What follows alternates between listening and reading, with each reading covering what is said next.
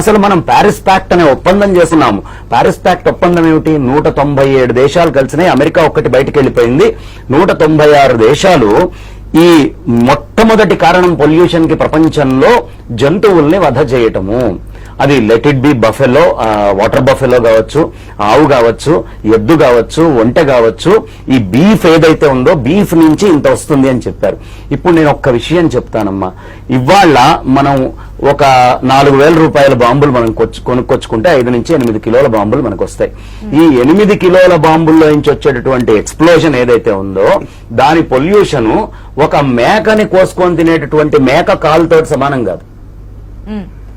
అర్థమైందమ్మా? అంత పొల్యూషన్ వస్తుంది. అందుకనే సౌదీలో ఏం చేశారు అంటే రోడ్డు మీద ఎవడైనా మేకను కోస్తే 500 దీనార్లు వాళ్ళకి ఇమీడియట్ గా చలాన్ వేస్తారు. 500 దీనార్లు. మరి ఏమైంది ప్రభుత్వానికి? ఇక్కడ ఉండేటటువంటి కోర్టులకి ఇలా కోర్టులు చేయడానికి వీలు లేదు.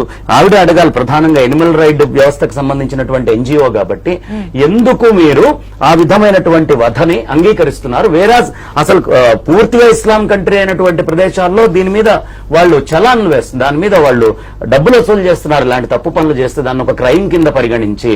కాబట్టి ఇంత దారుణమైనటువంటి పొల్యూషన్స్ అనేకానేకం ప్రపంచంలో ఉండగా మీకు అంతెందుకమ్మా? ఇప్పుడు పెట్రోల్ ఉంది, ఇవాళ వెహికల్స్ రోడ్డు మీద తిరుగుతున్నాయి. రోడ్డు మీద తిరిగేటటువంటి వెహికల్స్ 5 లక్షల టన్నులు మనం రోజు బర్న్ చేస్తున్నాం డీజిల్ ని. 5 లక్షల టన్నులు, 5 లక్షల టన్నుల డీజిల్ ని బర్న్ చేస్తూ ఉంటే వచ్చే పొల్యూషన్ ఈ క్రాకర్స్ ఎంత అనుకుంటున్నారు? 10 కోట్లు. 10 కోట్లు మాత్రమే. కాబట్టి దానికి దీనికి అసలు సంబంధం లేదు, వ్యత్యాసంలో ఇది 1% లేదు. మనం గొడవ పెట్టుకోవాల్సింది దేని మీద? ఇవాళ మూసీ లాంటివి పొల్యూట్ అవుతున్నాయి. ఇండస్ట్రీస్ అన్ని ఏం చేస్తున్నాయి? ఇండస్ట్రీస్ నుంచి వచ్చేటువంటి పొల్యూషన్స్ అన్ని తీసుకెళ్తున్నారు. రోడ్డు డస్ట్ నుంచి మనకు కావాల్సినంత పొల్యూషన్ వస్తుంది. అసలు రిపోర్ట్స్ చెప్తున్నాయి రోడ్డు డస్ట్ 38% రోడ్ డస్ట్ వల్ల పొల్యూషన్ వస్తోంది. దానికి మీరు ఏం చేశారు? ఏమైనా కోర్టులు తీసుకున్నాయా? లేదు. వెహికల్స్ 20% వెహికల్స్ వల్ల వస్తోంది. డొమెస్టిక్ ఫ్యూయల్ వల్ల 12% వస్తోంది. ఇండస్ట్రియల్ పాయింట్ సోర్సెస్ నుంచి 11% వస్తోంది. దీనికి మనం ఏమైనా చర్యలు తీసుకున్నామా? ఏ దీపావళి ఒక్కటే మీకు కనిపిస్తోందా?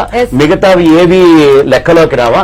ఇప్పుడు సిగరెట్ అనేటటువంటిది కాలవడం వల్ల 10 లక్షలు చచ్చిపోతున్నారని వరల్డ్ హెల్త్ ఆర్గనైజేషన్ రిపోర్ట్ ఇచ్చింది. ఒక్క సిగరెట్ 42 కాకరపువ్వొత్తులతో సమానం. ఈ కాల్చినటువంటి వాడు వదిలేటటువంటి పొగ. అదే కోర్టుకు అసలు సిగరెట్ అనేది ఇండియాలో కనిపించకూడదు అని బ్యాన్ చేయడానికి లేదా? అదే బంగారేశ్వరం గారు, మిగతావి లేదా? కేవలం సనాతన వైదిక ధర్మం మీద నేను చెప్తున్నా, ఇది మన దేశం కాదు.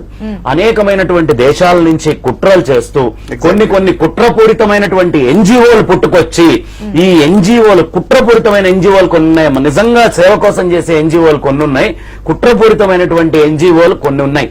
వాళ్ళు ఏం చేస్తున్నారంటే కేవలం ఏదో ఒక పేరుతో తీసుకొని వెళ్లి కేసులు వేయటం. ఈ వేసినటువంటి కేసులతోటి దీని మీద మొత్తము లేనిపోని అసంబద్ధమైనటువంటి జడ్జిమెంట్స్ అన్ని తేవడానికి అవసరమైన ఆర్గ్యుమెంట్స్ వినిపించడం, సనాతన ధర్మాన్ని అటాక్ చేయడానికి గ్లోబల్ గా భారతదేశంలో ఇక్కడ ఉండి ఇక్కడ చెందిన సంతతి అని చెబుతూ దీన్ని విచ్ఛిన్నం చేయటం అనే కుట్ర విదేశాల నుంచి జరుగుతోంది.